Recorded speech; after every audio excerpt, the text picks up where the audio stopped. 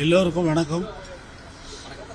இந்த புதிய சிம்பனியை வெளியிடுவதற்காக அங்கே இசைக்கலைஞர்கள், உலகிலேயே தலை சிறந்த இசைக்குழுவான ராயல் பிலமானிக் ஆர்கெஸ்ட்ரா லண்டன் அவர்கள் வாசித்து ரசிகர்கள் எல்லாம் கேட்டு மகிழ்ந்து இந்த இசையை வெளியிடவிருக்கிறோம்.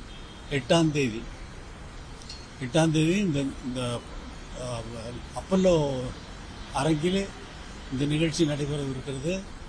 ரசிகர்கள் வந்திருக்கிற ரசிகர்களுக்கு மிகப்பெரிய இசை விருந்தாக இருக்கும் என்பதில் எனக்கு கொஞ்சம் கூட சந்தேகம் இல்லை. எத்தனை கலைஞர்கள் கண்டிருக்காங்க? அதுல இப்போ 80-85 மேல இருக்கும். தமிழ்நாட்டிலிருந்து இசை புறப்பட்டு உலக அளவில் நம்மளை ஆண்டவர்கள் எல்லாம் பார்க்கக்கூடிய அளவிற்கு, பிரமிக்கக்கூடிய அளவிற்கு இதை நிகழ்த்துறது எவ்வளவு மகிழ்ச்சியா நீங்க உணர்றீங்க சார்? எவ்வளவு மகிழ்ச்சி உனக்கு இருக்கு? தெரியுது இல்ல, உனக்கு அப்படி இருக்கும்போது எனக்கு அப்படி இருக்கும் இல்ல? வாழ்த்துக்கள் சார். ஒரு தமிழரா எப்படி உணர்றீங்க?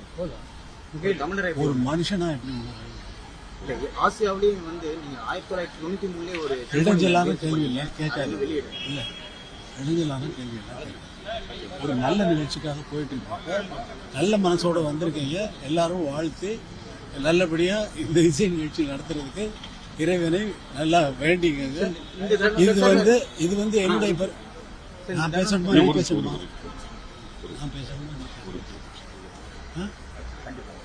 இது என்னுடைய பெருமை இல்லை, இது நாட்டினுடைய பெருமை, இந்தியாவினுடைய பெருமை. இந்தியா இன்கிரெடிபிள் இந்தியாங்கிற மாதிரி இன்கிரெடிபிள் இளையராஜா, அவ்வளவுதான், முடிவு. இது மேல யாரும் வரப்போறதில்லை.